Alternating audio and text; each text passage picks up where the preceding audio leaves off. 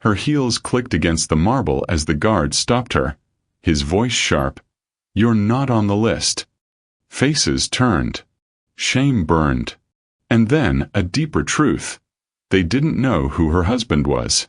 Welcome back, my beautiful family and friends. If you're hooked in and you're ready to enjoy this story, click subscribe and let me know in the comments where you're watching from. Because tomorrow, I'll be bringing you another story just as powerful and emotional as this one. And trust me, you don't want to miss it. The ballroom glittered like a jewel box. Chandeliers threw diamonds of light across the polished marble, where servers in crisp uniforms floated with trays of champagne. The air smelled of roses, perfume, and wealth. This was the annual Winter Gala, a gathering of the city's richest and most powerful. And tonight, it was the night when reputations were either polished like gold, or destroyed in whispers. On the far side of the city, seated in front of her vanity mirror, Brittany Richard studied her reflection with care. Her satin gown was emerald, hugging her curves with a grace that commanded respect. Her hair, styled into soft coils, was adorned with a simple diamond pin, a gift from her husband. But beneath her poised appearance, Brittany felt the familiar ache of nerves. She had grown up worlds away from glittering ballrooms. Raised in a working-class neighborhood, she had fought her way through scholarships and hard work to earn her place at the table. Yet here she was, still sometimes treated like she didn't belong, still hearing the subtle question in strangers' voices. "And who are you exactly?" Brittany breathed deeply, whispering to herself, "I deserve this space." Her phone buzzed.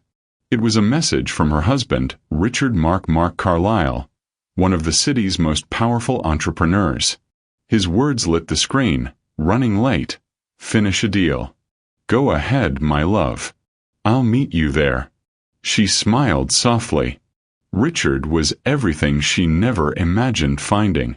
A man who, despite his wealth, carried himself with humility and grounded affection. They had met years ago at a charity book drive where she was volunteering. He had wandered in jeans and sneakers, mistaken for an intern. They spoke for hours about Baldwin and Morrison before she realized he was that Richard Mark Carlyle, the millionaire whose name made boardrooms tremble. He had chosen her, loved her, protected her fiercely. But tonight, she would arrive alone. The entrance of the gala was a spectacle itself. Velvet ropes, polished black cars rolling up one after another. Guests emerged draped in designer gowns and tuxedos, names easily recognized by the press. A clipboard rested in the hands of a tall, stone-faced attendant. Names were checked, titles noted. Brittany walked with measured grace, her invitation in hand. As she approached, the guard extended a hand toward her card but didn't bother looking at it before glancing at her face. "What's your name, ma'am?" His tone was stiff, uninterested. "Brittany Richard," she said clearly. "I should be on the guest list." He scanned the clipboard, flipped a page, then another. His brows furrowed, and he straightened. "I don't see your name." A few heads turned. The murmur of laughter drifted from behind the velvet rope. Brittany's chest tightened. "That can't be right," she said, holding out her invitation. "It's written here." The guard waved dismissively. "Ma'am, if your name isn't here, you're not on the list." His voice carried, sharp enough to slice through the chatter. People were watching now, their champagne flutes hovering midair. Brittany's cheeks burned hot. She pressed her hand against the card, willing him to look closer. "There must be a mistake. My husband." The guard cut her off. "Ma'am, please step aside. This line is for guests only." Her stomach twisted. She could feel the weight of their stares, the unspoken judgment in their eyes. She knew what they were thinking. She doesn't belong here. Who let her in? Her pulse hammered in her ears as the whispers began. She's not on the list. Must have been some mix-up. Or maybe she just wanted to sneak in.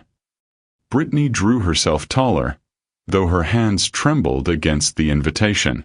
She wanted to scream, to demand he call Richard right now, to remind them who she was married to. But all she could feel was the old familiar sting of being unseen, unvalued, erased. And beneath it all, the deeper wound, this wasn't an accident. She knew it. Somewhere in that glittering hall, someone had crossed out her name. She swallowed hard. Stay calm, Brittany. Don't let them see you break. Meanwhile, just blocks away, Richard signed the last page of a contract in his office, oblivious to the storm unfolding. His assistant gathered the papers, congratulating him. But Richard's mind wasn't on the deal. He glanced at the clock, irritation flickering in his chest. He hated being late to anything Brittany attended. She was strong, yes, but Richard also knew how cruel these circles could be, how quick they were to remind Brittany that she wasn't one of them. He had seen it in cold smiles, in questions laced with sugar and poison. Grabbing his coat, Richard muttered, "Hang on, love. I'm coming." Back at the gala, Brittany stood at the edge of the velvet rope, fighting the sting of tears. A server passed by with a tray of champagne, hesitated, then moved on as though she were invisible. Couples swept past her, their laughter ringing like mockery. She wanted to turn and leave. Just get into the car, disappear, never set foot in this place again. But her pride rooted her to the ground. This was not just about her. This was about every time someone looked at her skin and assumed she wasn't worthy. This was about every door that closed before she could prove herself. Her fists clenched softly at her sides. If Richard were here, he would never allow this. But without him, she was just another woman denied entry. Her phone buzzed again. Richard's name. She answered quickly, voice low, trembling. "Richard. They say my name isn't on the list." There was a pause. Then his voice, sharp, protective, almost dangerous. "What?" Brittany closed her eyes as the guard crossed his arms, signaling for her to step farther aside. The humiliation was unbearable. "Stay right there," Richard said. "Don't move. I'll be there in 5 minutes." For the first time that night, Brittany felt a flicker of relief, but also fear, because when Richard arrived, the men who erased her name would regret every second of it. If you were Brittany standing at the velvet rope while the world whispered about you, would you have fought to defend yourself, or walked away? Share your thoughts below. The crowd around the velvet ropes was swelling, whispers thickening like storm clouds. Brittany Richard stood frozen, clutching her emerald clutch so tightly that her knuckles whitened. The guard's voice was curt, final. "Step aside, ma'am. You're blocking the line." Her body trembled with humiliation, but her chin remained high. She had learned from childhood that sometimes dignity was the only shield she had. The click of cameras made it worse. Photographers hovered at the entrance, catching the arrivals of the wealthy elite. Now their lenses swiveled, curious, toward her, documenting not glamour but disgrace. And then, headlights. A sleek black car pulled up to the carpet.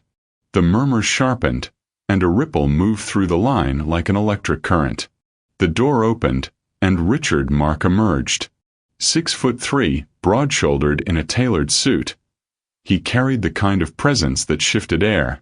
The media shouted his name immediately. "Richard Mark. Over here, sir. Mr. Mark." But Richard wasn't interested in cameras. His eyes scanned the entrance, sharp and searching. Then they landed on Brittany, standing off to the side, her eyes glossy with unshed tears, her frame stiff as if holding back collapse. His jaw clenched. A muscle flickered at his temple.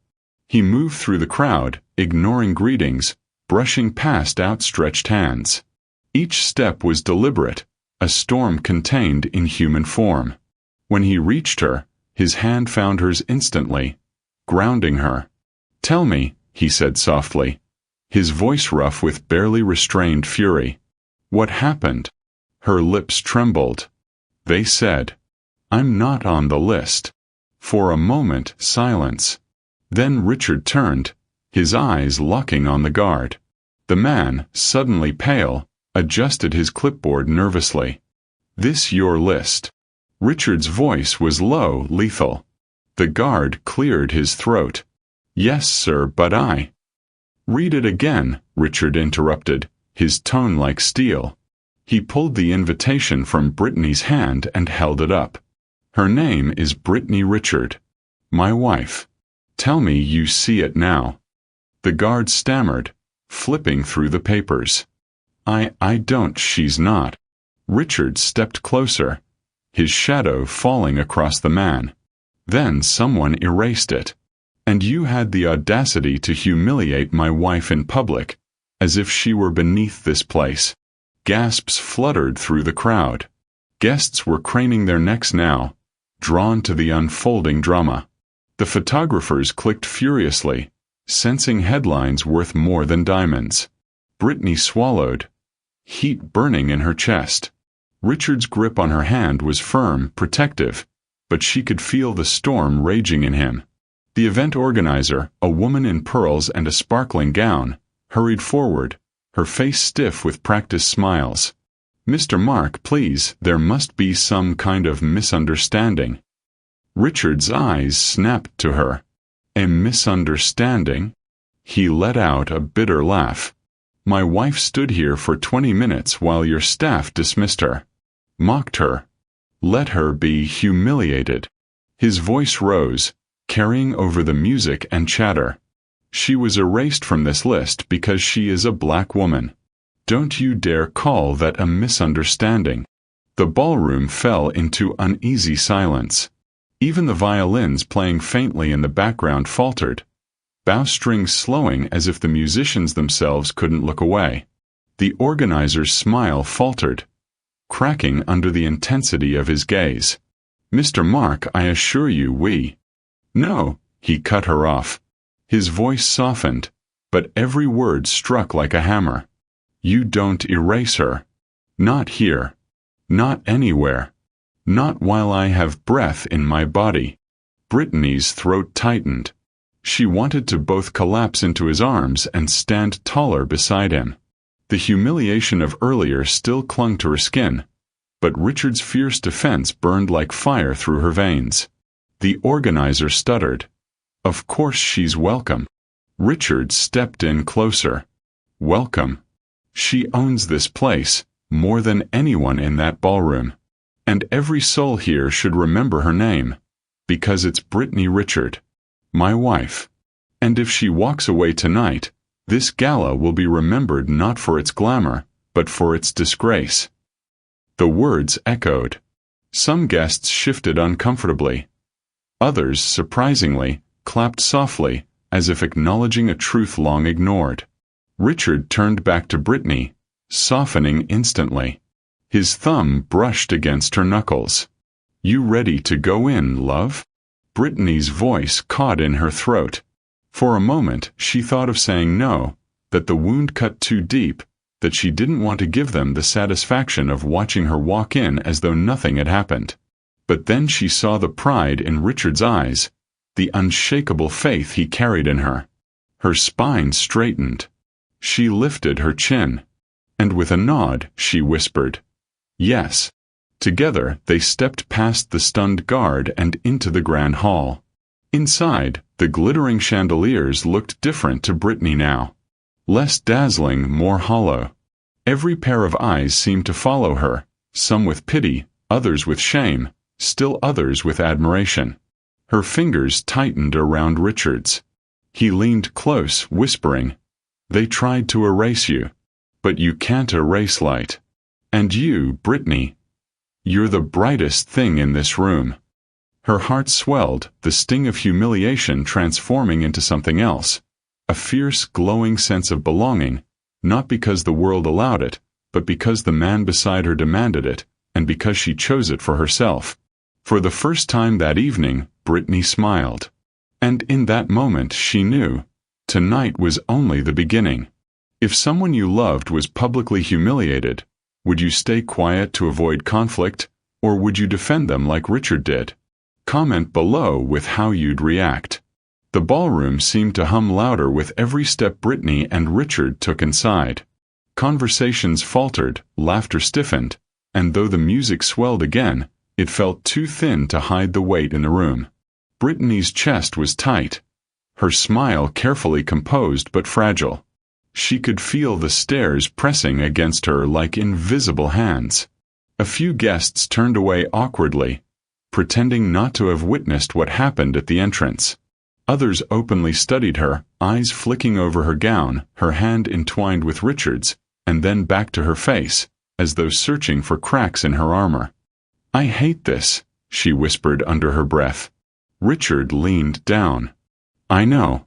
But you're not alone." His words warmed her, but they didn't erase the sting. No matter how tightly his fingers held hers, Brittany couldn't shake the memory of the guard's dismissive voice, or the look in people's eyes when they thought she didn't belong. She wanted to run, to leave this place, crawl into her bed, and let the silence swallow her humiliation. But another part of her, the part that had fought too hard to make something of herself, refused to let them win. Across the room, a cluster of wealthy socialites gathered near the champagne fountain. Their voices were low, but Brittany had trained ears. She had heard whispers her whole life. "Did you see the scene at the entrance?" One murmured. She must have exaggerated. Surely no one would just erase her name. Well, money buys a lot of things. Even outrage. Her stomach twisted. Richard noticed her glance and the tightening of her jaw.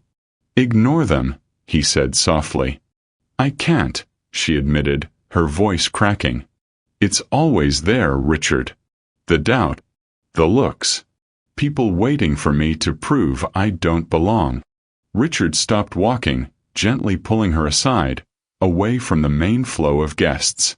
His eyes locked onto hers, intense, searching. "You belong everywhere. And if they can't see that, it's their blindness, not your inadequacy." She wanted to believe him. She wanted to let his words wash away the ache inside her. But she shook her head, her voice trembling. "It's not that simple. You don't know what it feels like to be erased before you even step into the room." Richard's face softened, but a flicker of frustration passed through his eyes. He hated what had been done to her. But more than that, he hated that she was carrying the shame of someone else's prejudice. "Brittany," he said quietly, "don't let them take this night from you. Don't let them win twice." Her lips parted, ready to argue, but she closed them. The truth was, she didn't know how to let go of the sting.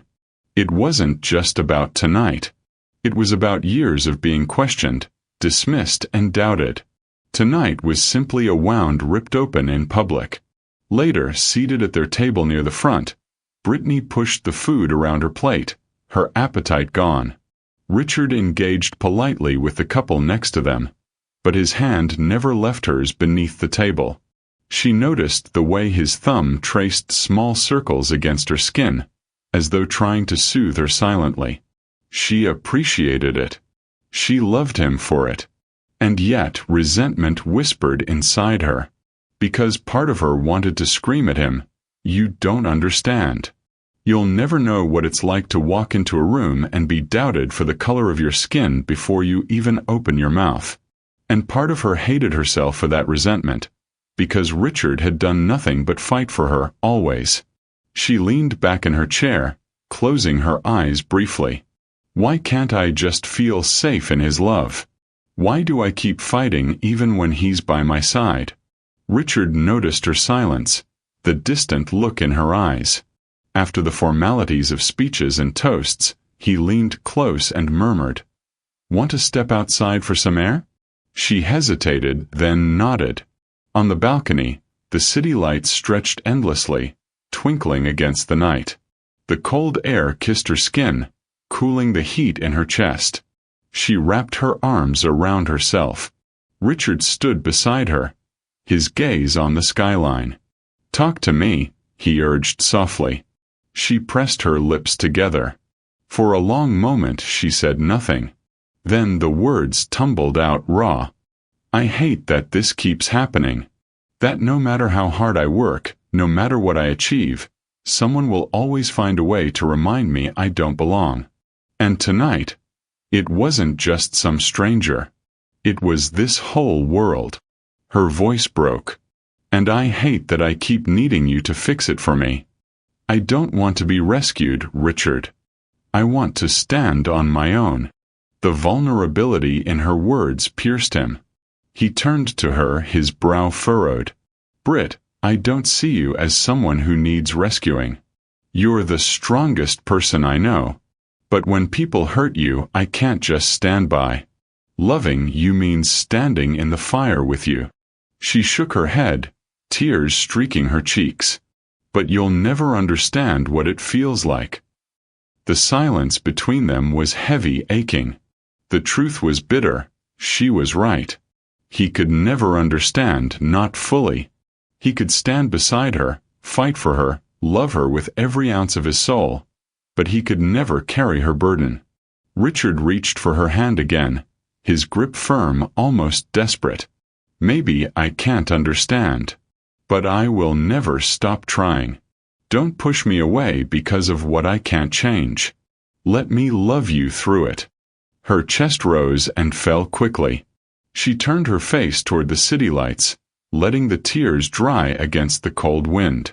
Her heart ached with contradiction, the longing to lean on him, the fear of losing herself in his shadow, the pride that told her she had to endure alone.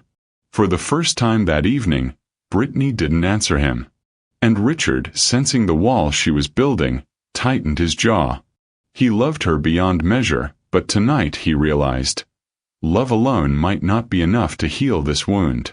Do you think Brittany is right to want to fight her own battles? Or is Richard right to insist that love means standing in the fire together? Whose side would you take? The gala continued like a glittering machine, the laughter, the clinking glasses, the practiced toasts, all moving forward as if nothing had happened at the entrance. But for Brittany and Richard, the evening had shifted into something else entirely. The tension from the balcony still clung to them as they re-entered the ballroom. Brittany's face was composed, her smile polite, but her eyes betrayed the storm inside. Richard's hand brushed hers occasionally, tentative now, as though he feared she might pull away. They sat back down at their table, only to realize fate had trapped them. Their names were engraved in gold on the seating chart, directly under the spotlight of the front row, guests of honor. They couldn't slip away quietly, not without creating another scandal. Brittany's throat tightened. The idea of enduring hours of small talk and polite stares felt unbearable. She leaned toward Richard, her voice low. "Can we leave?" He shook his head subtly, his jaw tight. "If we walk out now, they'll think they broke you. And I can't give them that satisfaction." The words stung, though she knew he meant them to empower her. Still, part of her bristled. Why does everything have to be about winning or losing with him? Why can't it just be about me wanting to breathe? The couple seated beside them, a prominent senator and his wife, leaned over with gleaming smiles. "Richard, Brittany," the senator's wife said sweetly, her pearls catching the light. "We were just saying how wonderful it is to see young power couples like you here tonight. Such an inspiration." Brittany forced a smile. "Thank you." Her fork trembled against her plate. She caught the slight hesitation in the woman's eyes, the pause just long enough to suggest the compliment carried a shadow. Inspiration, despite who you are. Richard noticed too. His arm brushed against Brittany's under the table as though to say, "I see it. I'm with you." But Brittany didn't want silent acknowledgement. She wanted to scream, "Why does it always have to be me carrying the weight of proving I belong?" Instead, she swallowed hard and lifted her glass. As the evening dragged on, the master of ceremonies called Richard unexpectedly to the stage. "Ladies and gentlemen, Please welcome one of tonight's esteemed patrons, Mr. Richard Mark." Polite applause rose. Richard pressed a quick kiss to Brittany's temple before he stood. His eyes lingered on hers for a moment, silently asking her to hold on, before he strode toward the podium. Brittany sat rigid, her heart sinking. Alone at the table, she felt the gazes even more acutely. Whispers seemed to float toward her like daggers disguised in silk. "Isn't that the woman from earlier? She looks uncomfortable. I wonder what she did to cause the scene."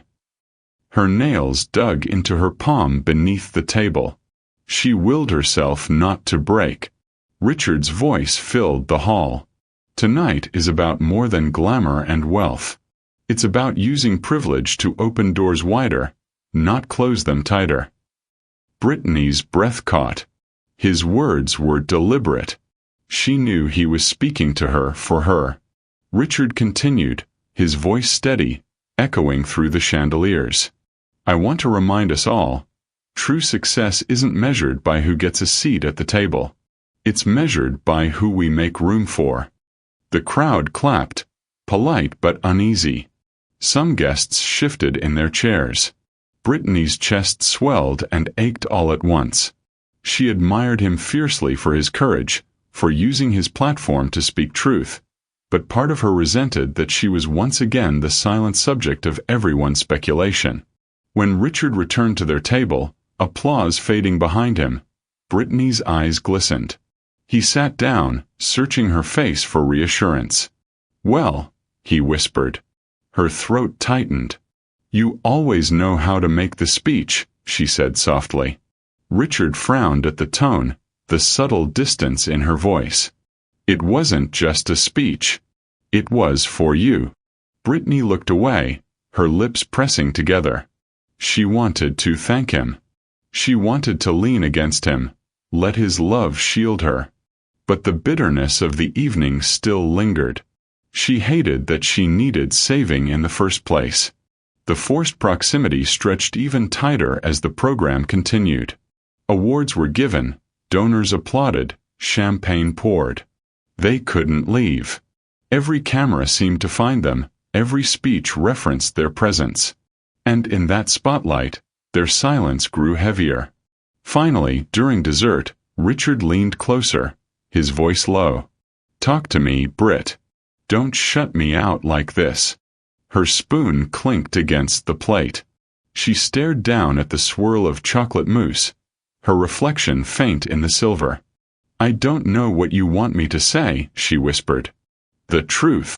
His voice was urgent but tender. "Whatever you're feeling, I want to carry it with you." Her eyes lifted, burning with unshed tears. "That's the problem, Richard. I don't want you carrying it. I want to be strong enough not to need carrying." The words cut through the hum of the room, slicing him open. His jaw tightened, but he said nothing. For once, Richard Mark, man of power, man of speeches, was silent. Brittany looked back at her plate, blinking hard. She hadn't meant to wound him, but the truth was raw, uncontainable. And so they sat there, side by side, close enough for their shoulders to touch, yet miles apart. If you were in Brittany's shoes, would you accept Richard's way of defending you, or would you, like her, long to prove your own strength?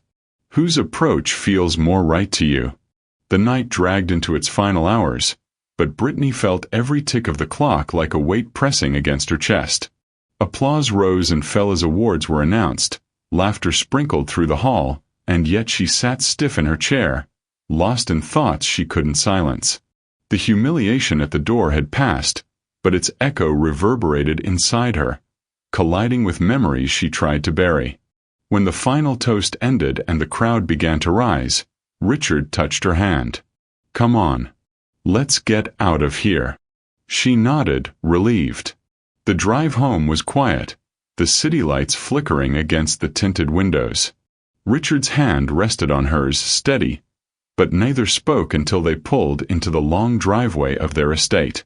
Inside, Brittany slipped off her heels, sinking onto the edge of the velvet sofa in the living room. The silence stretched between them, heavy, charged. Finally, Richard broke it. His voice was low, controlled. "Britt, I need you to tell me what's really going on inside you. Tonight wasn't just about a name missing from a list. It's more than that." Her throat tightened. She wanted to deny it, to brush it off, but his gaze was unyielding, patient yet demanding. Brittany inhaled shakily. "You're right. It's not just tonight." She looked away, her eyes tracing the floor, as if the memories were written there. "When I was 12, I was invited to my first school dance. My mother saved up to buy me a dress, second-hand, but beautiful. I remember walking in so excited. And then—" Her voice cracked. She swallowed hard before continuing. "A group of girls laughed at me, said I wasn't supposed to be there. One of them took my name card off the entrance table and tore it up in front of everyone. I can still hear the sound of it ripping." Her shoulders trembled. "I didn't even stay. I ran home in that dress, crying.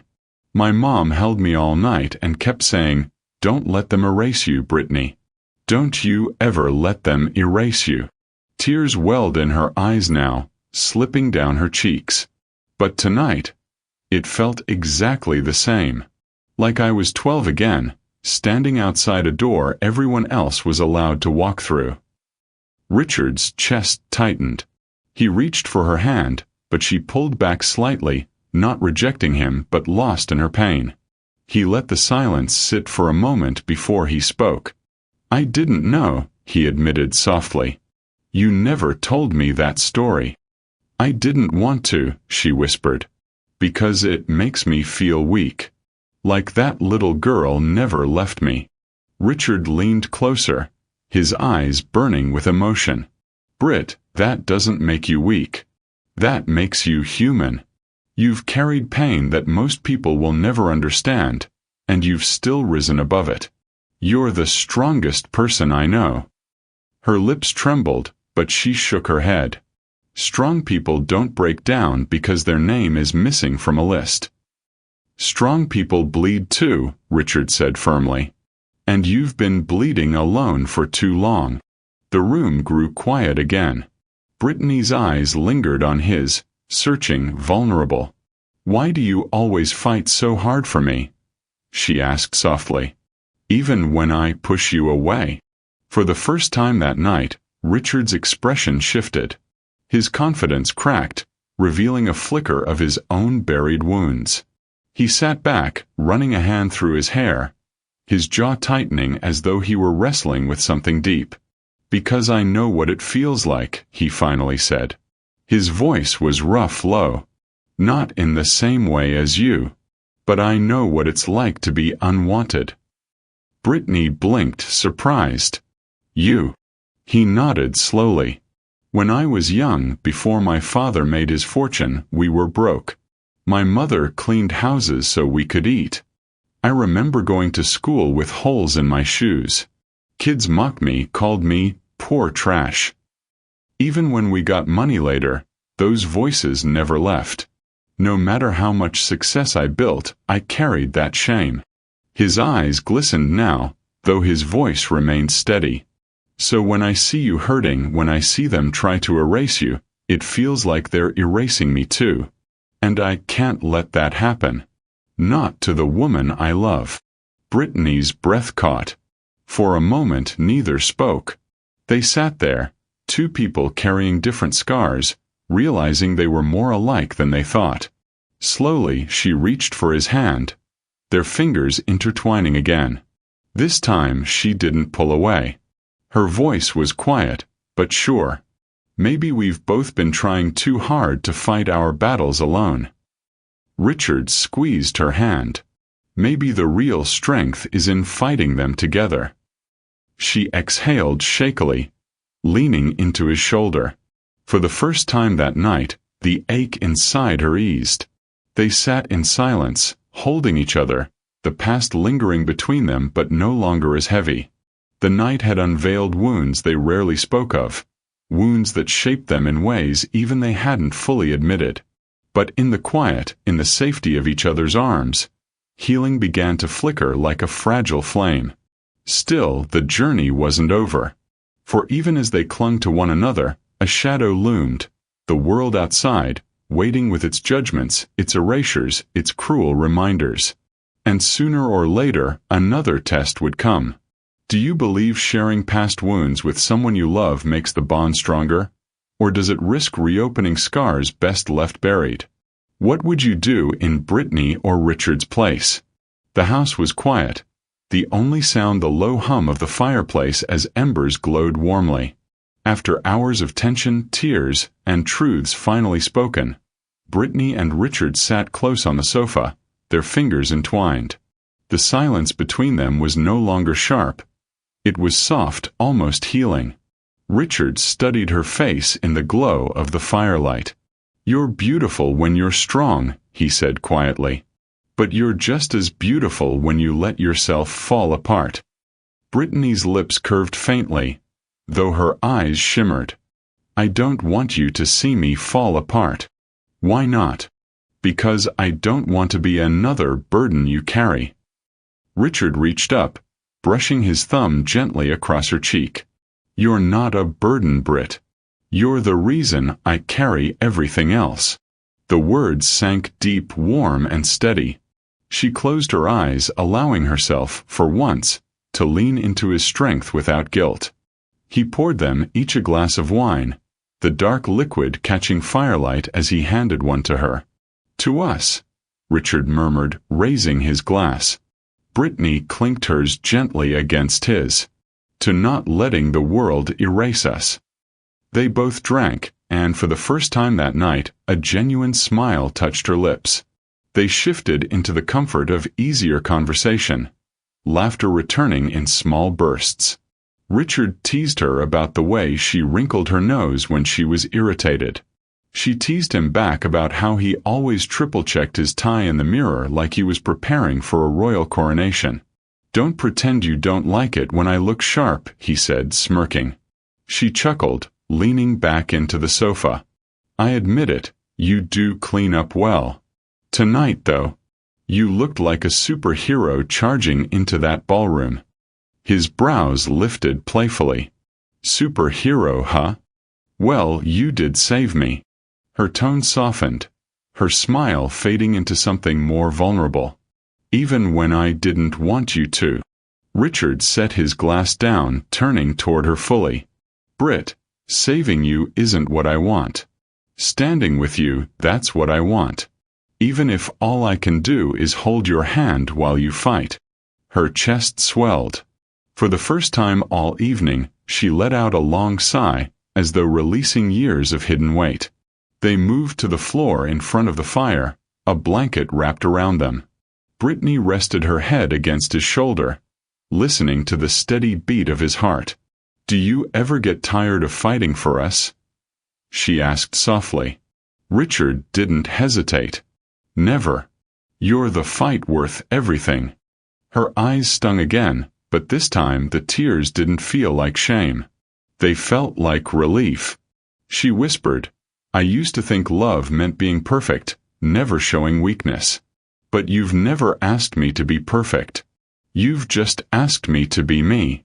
"Because that's all I ever wanted," he said, pressing a kiss to the top of her head. "You. Exactly as you are." They stayed there for a long while, trading stories they hadn't shared before. Small memories from childhood, dreams they never said aloud, fears they carried silently. Each confession wove another thread between them, binding them closer. At one point, Brittany admitted softly, "Sometimes I still feel like that 12-year-old girl, waiting outside the door." Richard lifted her chin gently, forcing her eyes to meet his. "And every time you feel that way, remember this. I'll be there on the other side, waiting to pull you through." Her lips curved into the softest smile.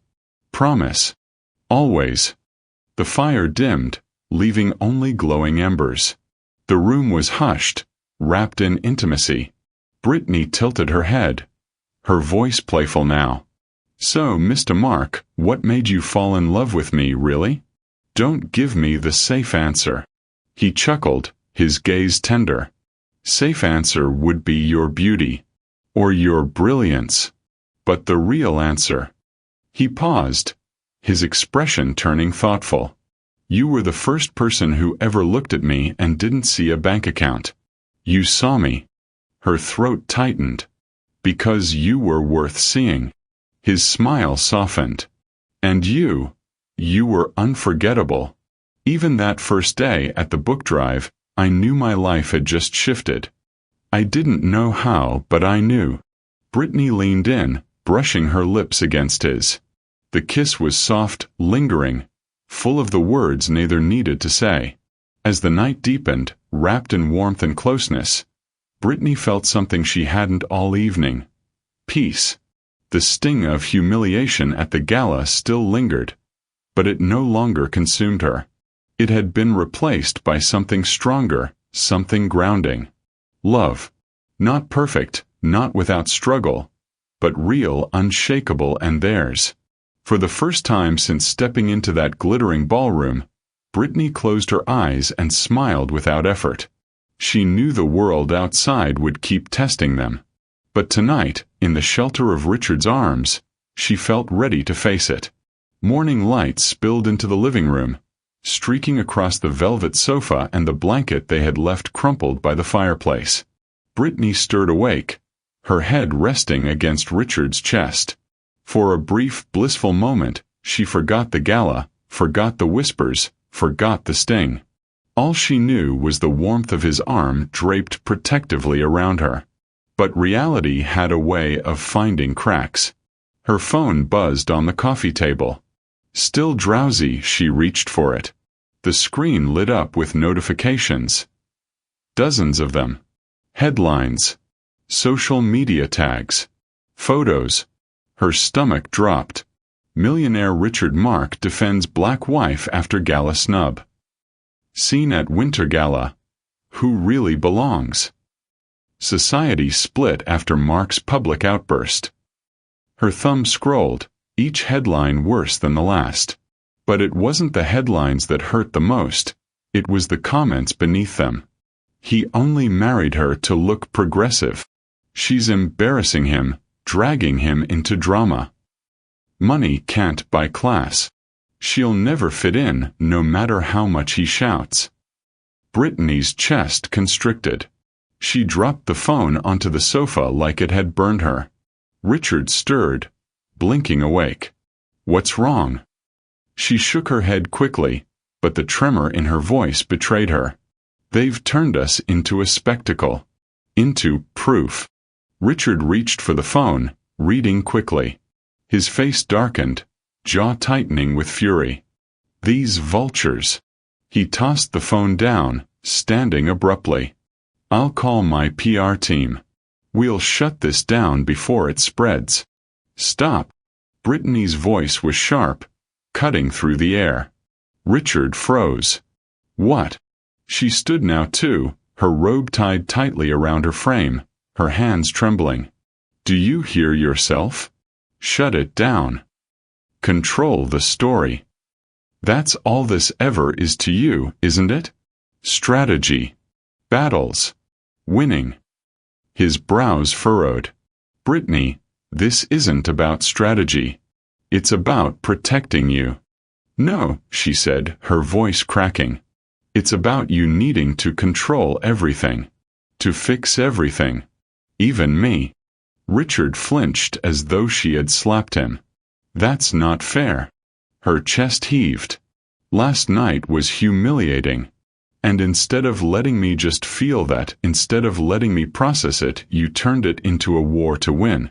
You marched in like a savior, made a speech, turned me into your cause." Tears filled her eyes. "I don't want to be a cause, Richard. I just want to be your wife." The words hung heavy, shattering the fragile peace they had built. Richard's fists clenched at his sides. He wanted to argue, to insist that everything he did was out of love. But deep inside, her words pierced a truth he hadn't faced. Maybe he did fight so hard because he didn't know how to simply sit with her pain. His silence stretched too long. Brittany's tears spilled, her voice breaking. Do you even see me? Or do you just see a battle you have to win? Don't say that, Richard rasped, his voice raw. Of course I see you. Then why, she whispered. Do I feel more invisible with you than I do with them? The room went still, suffocating. Richard's eyes darkened with hurt, but he didn't answer. He couldn't. The wound her words opened left him speechless. By afternoon, the house felt colder, heavier. Brittany retreated to the upstairs bedroom, curling on the bed, staring at the ceiling. Richard stayed in his office, pacing, drowning in silence. Neither reached for the other. The gulf between them widened with every passing hour. That evening, Brittany wandered into Richard's office. He was seated at his desk, staring at his laptop, though the screen was dark. His tie was loosened, his usually perfect composure fractured. Richard. Her voice was soft, tentative. He looked up, his eyes tired. Yeah. Her throat tightened. She had rehearsed words of apology, of clarity. But what came out instead was a quiet confession. I'm scared. He leaned back, his face softening. Of what? She wrapped her arms around herself. That this world will never let me in. That no matter what we do, they'll always find a way to erase me. And I'm scared that one day, you'll get tired of fighting for someone who doesn't fit. The words broke him. He pushed back from the desk, rising quickly. Don't you ever say that again. Don't you ever think that. Her voice cracked. But it's true, isn't it? Look at the headlines. Look at the whispers. People will always think I'm not enough. Richard's voice thundered. I don't give a damn what people think. I married you because you are everything I'll ever need. If they can't see your worth, that's their blindness, not yours. Her tears spilled again, but this time they weren't just from hurt. They were from the unbearable weight of love and anger colliding. She whispered, Then why does it still feel like I'm losing myself? Richard's hands trembled at his sides. He wanted to hold her, to kiss her, to promise that love was enough. But her question silenced him. Because deep down, he feared the same thing, that his way of loving, his constant fighting, might be breaking her instead of saving her. For the first time in their marriage, they stood inches apart yet felt miles away, neither able to cross the chasm. The shatter had come. Do you think Brittany is right, that Richard's fierce protection makes her feel invisible? Or is Richard right, that love means fighting every battle side by side? Whose pain speaks to you more? The house had never felt so cavernous. The same walls that once echoed with laughter and warmth now hummed with silence. Brittany moved through the rooms like a shadow, avoiding the office where Richard buried himself in restless pacing, avoiding the kitchen where his untouched coffee cooled, avoiding his eyes. It wasn't anger that held them apart anymore. It was fear. Fear of saying the wrong thing. Fear of exposing wounds that felt too raw to touch. Fear of losing each other altogether. Brittany sat at her vanity, brushing her hair absent-mindedly, her reflection fractured in the gilt-edged mirror. The woman staring back at her looked polished, composed, but inside she was fraying. Her mother's words echoed faintly. Don't let them erase you, Brittany. But tonight she whispered back to that memory. What if I'm erasing myself? Her chest tightened. She thought of Richard downstairs, of his fierce eyes when he defended her, of his trembling hands when she accused him of making her invisible. She thought of the little boy he had been, mocked for holes in his shoes. She thought of the man who had built an empire, yet still carried the voice of shame in his heart. She loved him. That truth was undeniable. But love alone felt like a fragile thread stretched across a canyon. The brush slipped from her hand, clattering against the wood. She pressed her palms to her face, whispering through her tears, "I don't know how to reach you, Richard." Downstairs, Richard sat in the dim light of his office, staring at the unopened bottle of scotch on the shelf. His tie was gone, his shirt unbuttoned at the collar. His laptop sat closed, forgotten. All he could see was Brittany's face when she had whispered, "Why does it still feel like I'm losing myself?" The words haunted him. He had always fought battles with his fists clenched, his strategy sharp. Winning was his way of surviving. But this wasn't a fight he could win with power, with money, with force. This was Brittany. This was love. And for the first time, he wondered if his way of loving, protecting, shielding, fighting, was suffocating the very woman he would die for. Richard leaned forward, his hands buried in his hair. "God, show me how to love her without breaking her," he whispered hoarsely into the silence. The night stretched on, each of them alone in their separate spaces, hearts aching. Brittany curled beneath the covers upstairs, wide awake. Richard dozed briefly in his office chair, restless dreams pulling him in and out of half-sleep. Neither reached for the other. But in the stillness, both wrestled with the same question. Do I choose pride, or do I choose us? By morning, the air was heavy with unspoken words. Brittany padded downstairs, wrapped in a robe, her eyes tired from crying. Richard sat at the kitchen island, nursing a cup of coffee gone lukewarm. For a long moment, they simply looked at each other. Her lips parted, but no words came. His jaw tensed, but he said nothing.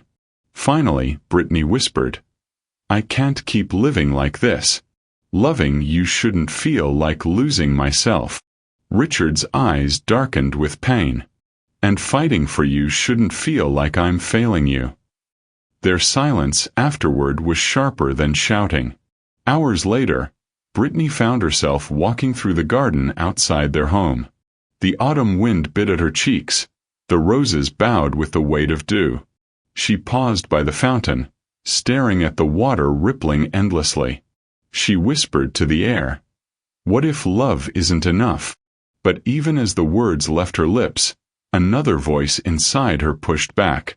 "Love is enough if you let it be. If you risk being seen. If you risk being vulnerable."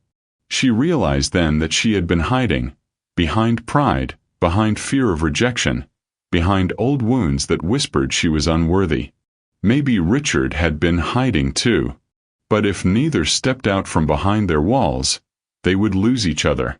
And she couldn't bear that. That evening, Richard stood on the balcony outside his office, the city lights glittering in the distance. His phone buzzed in his pocket with calls from PR teams, business partners, headlines begging for a response. He ignored them all, because none of it mattered if Brittany slipped away. He gripped the railing, inhaling sharply. "Pride or love," he muttered. "Choose." The answer was clear, even if it terrified him. When he returned inside, he found Brittany sitting on the staircase, her hands folded in her lap. Her eyes lifted to meet his, raw and searching. Neither moved at first. The space between them felt like a battlefield, scarred and fragile. Finally, Brittany's voice broke the silence, trembling but resolute. "I don't want to fight you, Richard. I just want to find us again."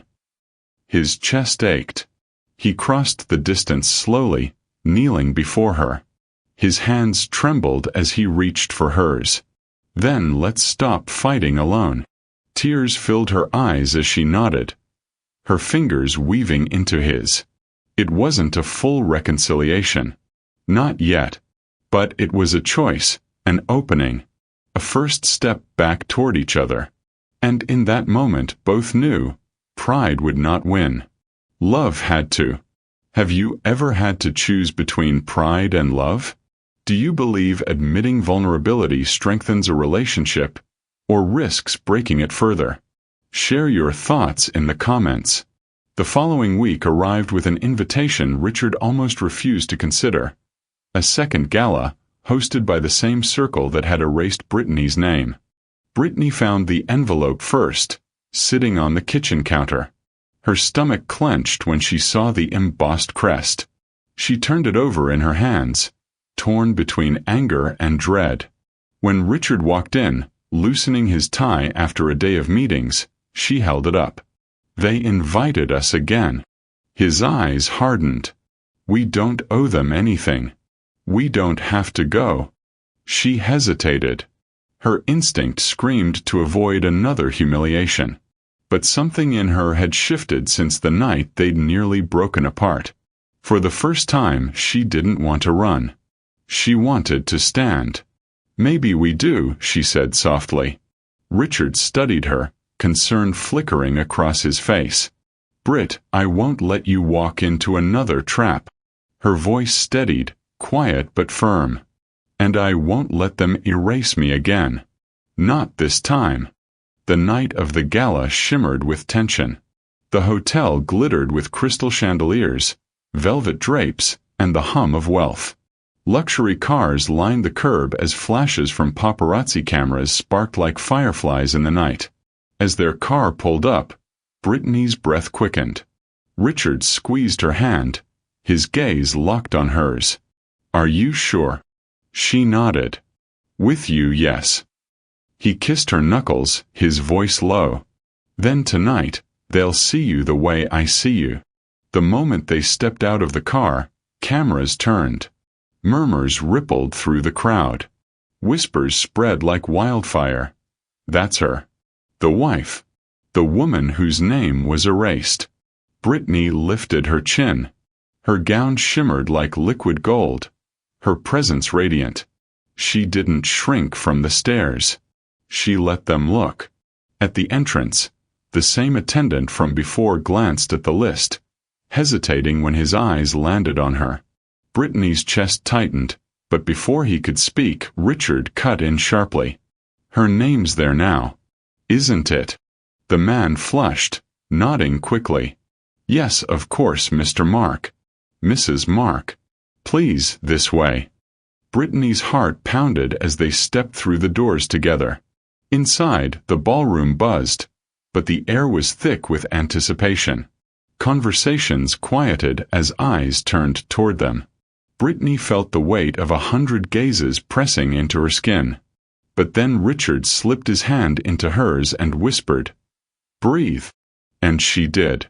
They moved through the crowd, heads held high.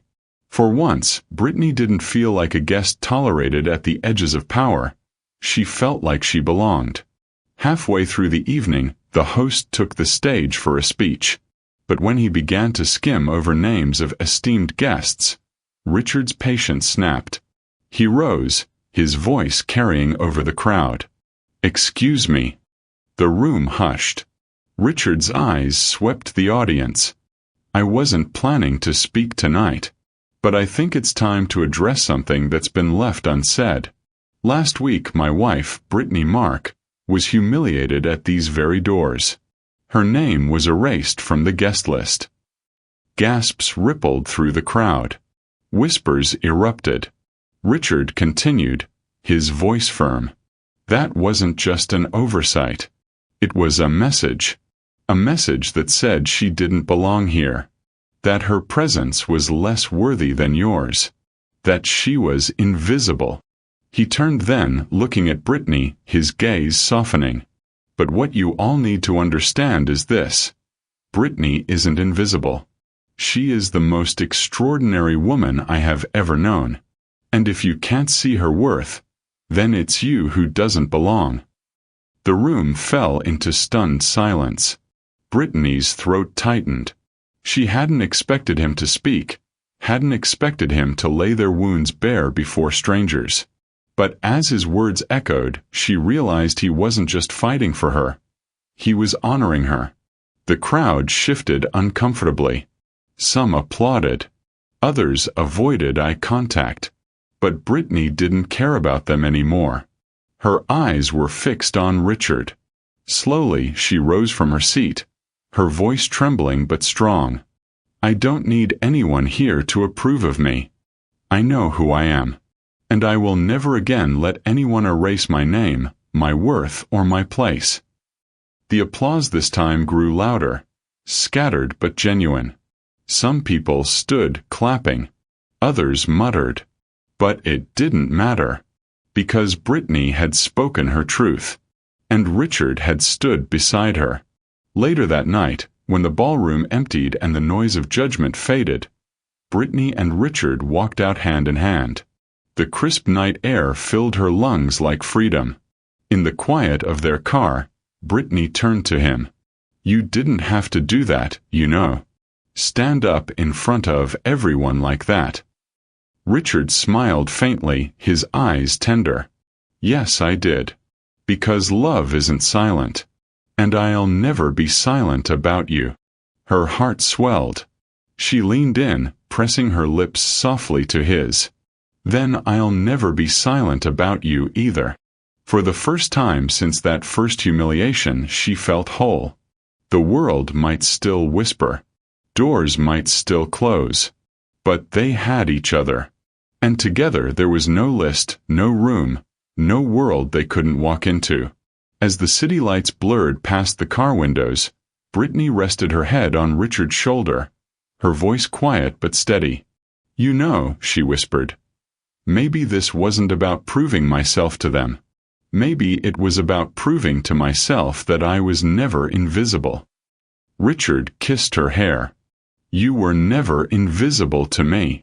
She smiled, tears brimming, not from pain this time but from joy. And in that moment she knew they had won. Not the gala, not society, not approval, but love. The kind of love that refused to erase, that chose vulnerability over pride, that always chose each other.